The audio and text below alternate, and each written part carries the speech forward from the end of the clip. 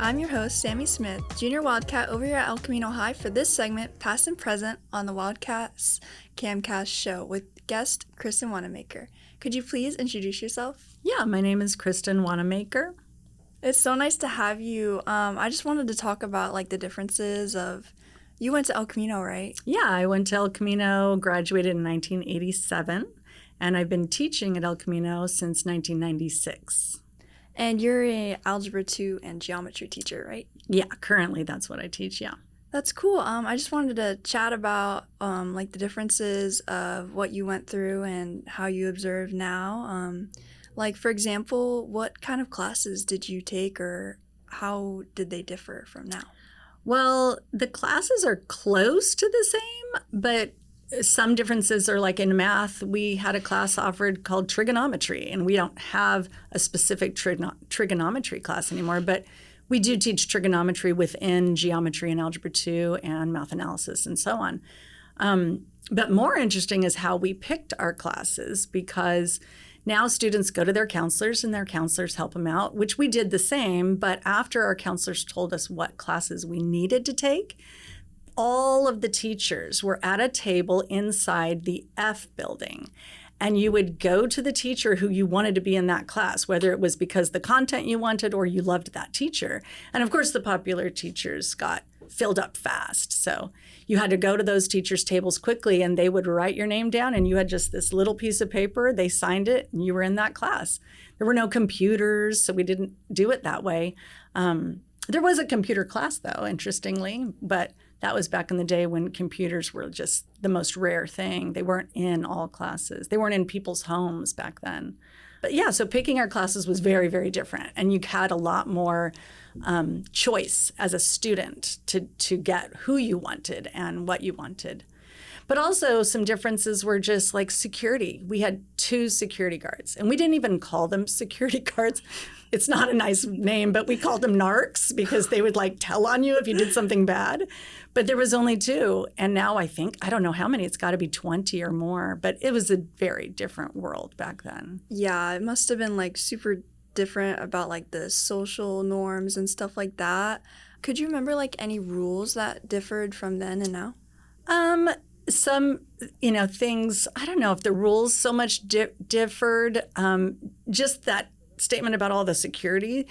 Now it's probably a little harder to ditch. I don't know if I should say this because I was a regular teenager, and we would go to one of us might be 18 my senior year, and they would go to the office and you'd get a slip of paper that said 18, and that meant you could leave because you had a doctor's appointment, maybe, or something like that. And then we would pile people into whoever had the largest car, and you would just hide them in the back, and we would take off. I didn't, of course, but some people did. Yeah. So anyway, there was just that one narc who might check your pass, and you were off the campus. Yeah. But yeah, the rules are still the same, but I think probably we got away with more because there were fewer security guards checking in on us. Yeah. Sadly. That's not me, of course. Yeah. Maybe. Yeah. You're a great student. If you could remember the best and worst moments of El Camino, if possible. There were so many great moments. I wasn't a very popular student, but I hung around with a relatively popular crowd. And that has little to do with it, except that they were very involved, I should say. They were in ASB, I wasn't. But because they were involved and they were my group of friends, we all went to the dances, everybody. It felt to me like everybody did, but I'm sure that's my perception. And I'm sure it's kind of the same as it is now, where your group of friends goes, so you all go. But it felt like we all went to the dances, and I don't know that that's the case anymore. I feel like maybe a higher percentage went back then, and maybe a higher percentage had more school spirit back then.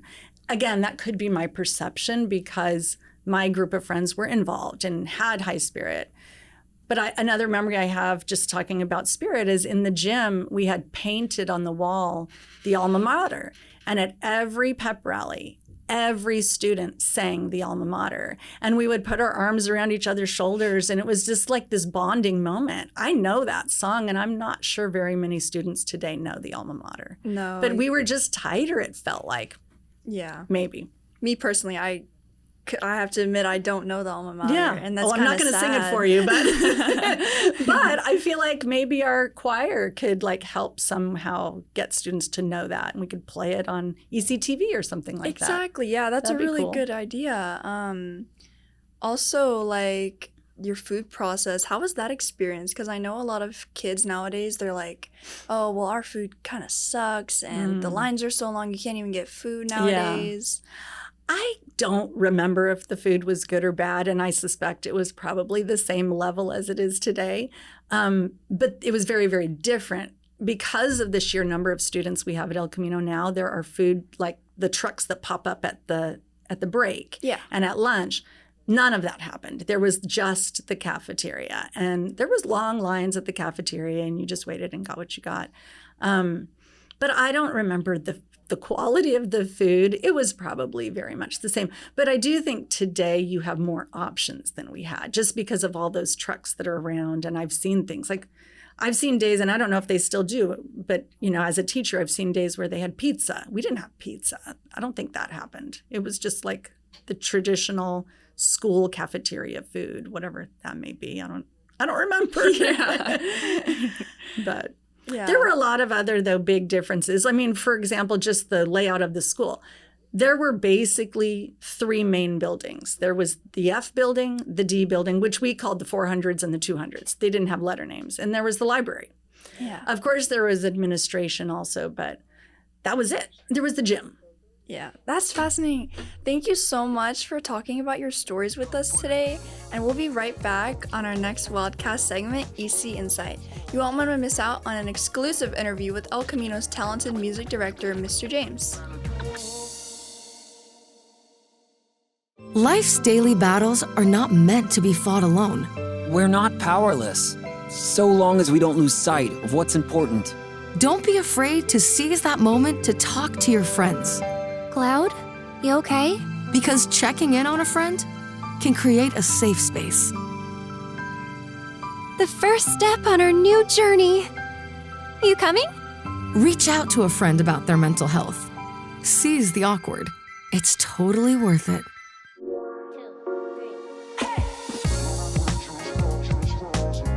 Thank you, Sammy. The past and present is a reminder of how far we've come. Hello, this is segment EC Insight, and I'm your host, Kylie Yazar-Ruiz. And I'm your co-host, Jed Siriani. Today, we are interviewing music director Daniel James and band president Baker Rivera to discuss the structures of marching band. Jed will ask the first question. What does a typical practice look like for both of you guys? So we always warm up. Since it's marching band, we stretch, and then we warm up on our instruments, and then we kind of go segment by segment, and then put things all together. All right. Once we get down to the field and we start our stretches, usually our drum majors will try to get everyone to focus in by telling them to quiet down and think about practice and what we need to work on. Right on. Sweet. Is it difficult working with new people every year? Well, I guess the good thing about our program is that most of the students are there for 4 years total. So there's a strong base of, upperclassmen like Baker who can basically show the new kids what to do. Yeah, I agree. And I think even with the underclassmen or the freshmen that come in, being able to see them grow throughout the year as new members and seeing them grow like their personality and as musicians is a very cool part of working with new people. What would you say is the hardest part about being in marching band that people don't really realize? I'd say how time consuming it is. Like the practices are definitely worth it and it's all very good, but having to figure out the balance of everything can be difficult at times, but it is rewarding when you go to practice and then you get all your homework done. You're like, wow, I can actually go to sleep on time and I did all that. I would just add that the coordination, I graduated in 1992, ages ago. So we didn't do any of the dance stuff or any of that. So that now they're dancing and they're playing, and then you have to memorize all the music. So it's quite a bit. And then we want them to go out and perform and have fun at the same time. So it's a lot. Oh, nice. Wow. What happens when members are nervous? And what does it do to the music that you perform? Well, I would say sometimes they don't play as confidently. or maybe they might mess up a little bit. So, but Baker has more recent experience than I do. Yeah, when you get nervous, it's definitely, especially if it's like a cold open, it's like a hard note to play first try, and you crack it or something, then it definitely probably messes up your mentality for the rest of the show. But it's also important to think you have 5 more minutes to like learn how to play your music and figure it out, and so it'll get better as the show progresses, and to not let that one moment stop you. Nice. What would you say is your favorite memory, both of you, from playing band throughout your entire musical career? I'll let you go first, Baker. My favorite memory? Probably just all the times that I get to spend with my friends or in between sets and just like goofing around with each other and laughing with each other and making jokes. We have a bunch of inside jokes from the past 4 years of so many different things that have happened. Just getting to laugh together is probably my favorite part. Sweet. Yeah, I think mine is kind of general as well with regards to I just enjoy watching the students achieve. And then, because I know how hard they work, how many hours it takes to put in order to get that achievement, and then watching them work hard and getting it done is one of the best parts of the job. Yeah, wow. That's very interesting. What is it like performing, like, as the director and, like, as these overseers of, like, all the people you taught? Well, my performance aspect is just the conducting at this point. I'm not playing at all. And in fact, for the marching band, I don't do anything except get to watch and evaluate and then try to make it better.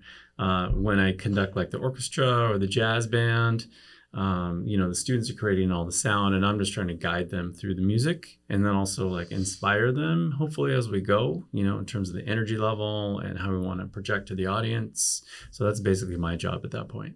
Wow.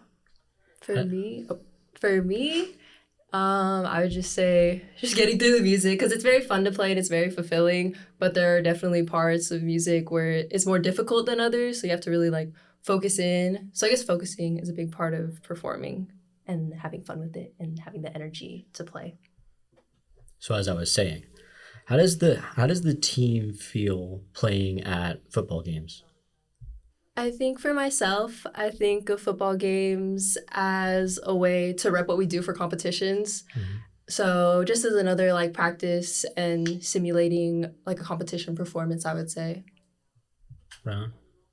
Yeah, and we know that part of our purpose for being there is to add energy and to root on the football team and support and be a part of the traditions that EC, like the alma mater at the end and, the fight song and the pregame and all that stuff, that goes on with normal football games. Would you say a marching band has impacted you guys as like people? Like, have you grown with it? Yeah, absolutely. I mean, all the time, from when I was a student, it made a big difference in my life in terms of I got a chance to work with some really great mentors, and then helped me to develop, into the person that I am today. So, which is pretty decent. Yeah. I hope. Yeah. Yeah, I agree. Marching bands definitely helped me grow socially, but also just maturity-wise, because I think being in leadership especially, you have to learn a lot of things of how to like work with people or how to communicate with people in the best way possible to get them to be the best versions of themselves. And I think the program's a really good way to learn how to do those things before we go into our adult life. Yeah, wow. What would both of you say to someone who's thinking about joining marching band in the future? Do it. Yeah. Do it. No, it's a blast. A lot of people are intimidated by the time commitment, but anything that's good takes a lot of time to do and develop and grow. And I think that's why it's so meaningful and why a lot of the marching band kids are diehards, because it's like they get such a enjoyment out of it. Yeah, totally. And they should totally do it. Yeah, wow. Would you say like has COVID really impacted like how many new members come in? Yeah, definitely. And it was really odd how just, we were out of school for a year and a half or something like that. And numbers less, like retention in terms of musical items less. I mean, it goes across the board for a lot of different things, of course.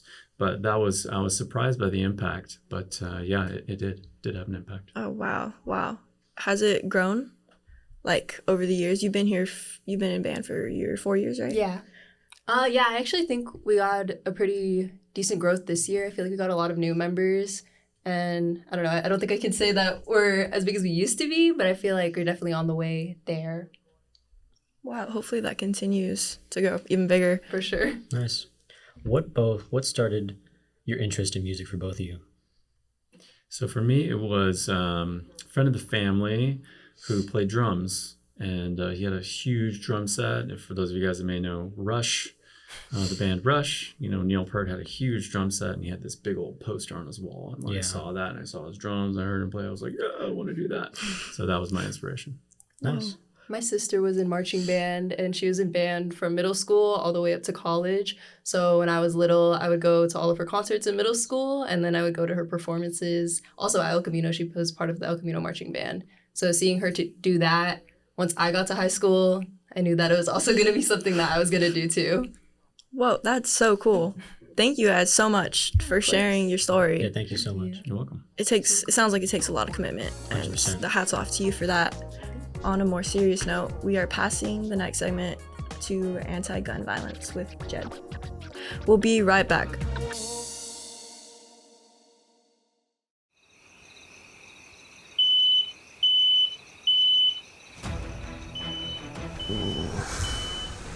Is that smoke? Hey, wake up. The smoke alarm. We practice this. Let's go. Smoke alarms save lives. Every bedroom should have one, and it should be tested every month. When it sounds, don't wait. Act fast. Stay low, smoke rises, and clean air is near the floor. Practicing a home fire escape plan means everyone knows 2 ways out of every room. Remember, don't stop for toys or pets. Just get out. You're safe. I'm so proud of you. Your family meeting place should be a safe spot outside, away from the danger, like a tree, a mailbox, or a light pole. That way, firefighters know who's safely out and who may still need help. Wally is still inside. The firefighters will save him.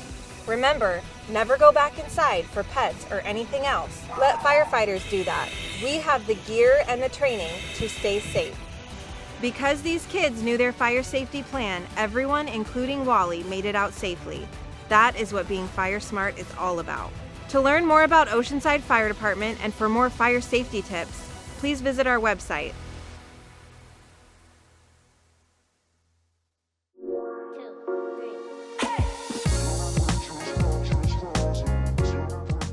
Thank you, Kylie. Those were some pretty insightful questions. My name is Lex Martinez, here with my guest to discuss some insider opinions on safety concerns on school.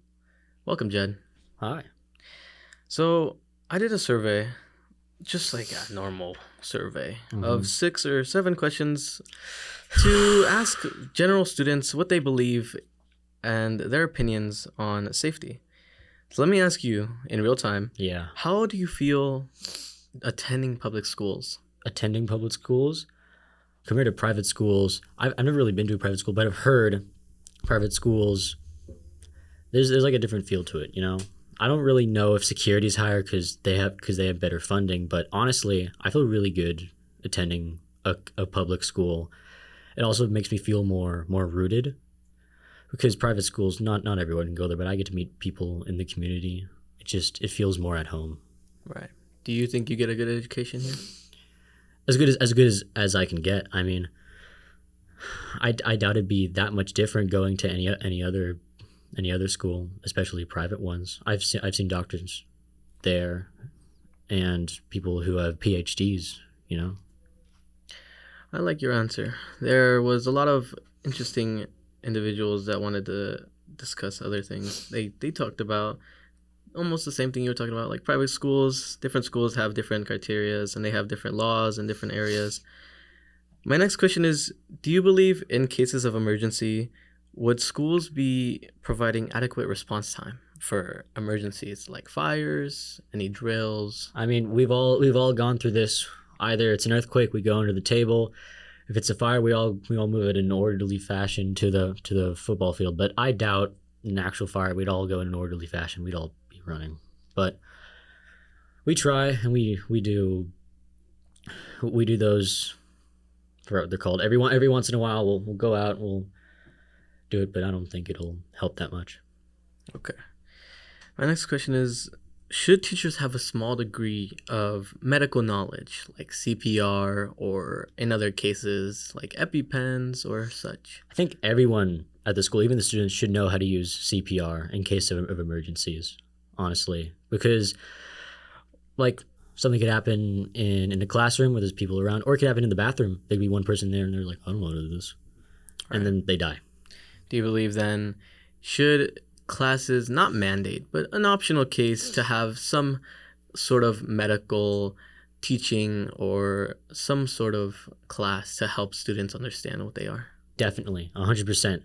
Especially for people who want to become nurses and doctors, and just for students who attend the school and people could get hurt there or seriously injured. Right. Well, from the other people that I asked, they also agreed with you, and some even believe that teachers do have a good knowledge of medical assistance. For my next question, I'd like to ask, are schools focused on good priorities? Do you believe that schools are focusing on what they should be, spending money on what they should be, like, per se, the phone pocket policy?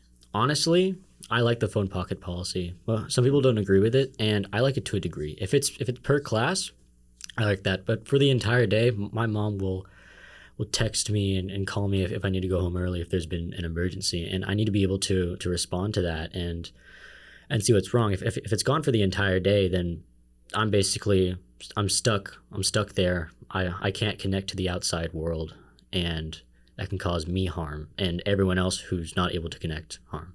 Right. That's what other people believed also. They believe that some way to contact the other people outside or other classmates would be helpful, especially in dangerous situations. And they believe that students should have their phones because it's a good source to reach out, Mm-hmm. And my next question is, do you believe you are safe in classrooms? You're comfortable in classrooms? Do you believe that they're a good place for you to express yourself in the way you would want to? Yeah, I'd say I'm pretty safe in classrooms. I mean, they have security cameras and a teacher. I've heard of people getting in fights in classrooms and the teachers they don't really do much. But honestly, I mean, I feel like I'd be pretty safe if something were to happen. If I were to get attacked or if someone else were to get attacked, I feel like people would rush to help. Do you think the cameras were a good idea? A good new priority that schools are now focusing on? Yeah, definitely. I mean, let's think of it. If we didn't have cameras, then how would the office know if something would happen? We'd have to press a button, and we'd be like, "Oh, we're in danger." But that's gonna take a while, and people have to call it in and send people. If they have cameras, they're gonna instantly see what's going on, and be able to respond. Okay. My last question, to sum it up, do you think security is doing a good job in cases of any drill or just like school in general? Are they like helpful? I'd say to a degree. Most people who are there as security guards, some of them actually want to be security guards. They chose that when they want to do it. And some people are there either because they volunteer or because they have nothing better to do. And I want people that want to protect me and put my interests first, Okay, those are some pretty nice response. I believe that most people in general would agree with you. And through the survey that I took, there was a lot of interesting responses. One response was that they are kind of slow to stop fights, which I would agree that there have been a lot of fights around campus, but I can't say for every school. So, to sum it up, how would you say, what is your opinion on trying to improve safety in our school? What's something we could do to help spread awareness or start fighting violence, or to help just in general safety rules? I feel like we should have more assemblies to discuss this, because every once in a while we'll have assemblies where they say, "Oh, don't do drugs and whatnot," but that's only like one or two, and they don't actually show you the nitty-gritty. They don't show you the actual consequences of what happens when you take drugs. I remember, I think I was like in like fourth grade maybe. Someone came to our school and they told us about the consequences of taking drugs. But then I went home and I looked up I looked up the aftermath of drugs, and it. All right. Thank you, Jed. Those were some nice responses. I really enjoyed speaking with you today. Thank you for joining us on this tubular WildCast CamCast episode. I hope this brought awareness to you in safety in schools, and if you're interested in learning more, then you should check out the Students Demand Action Club. A special thank you for the previous host, the KOCT team, and the broadcast journalism class at El Camino High School. That is all for today, and see you next time.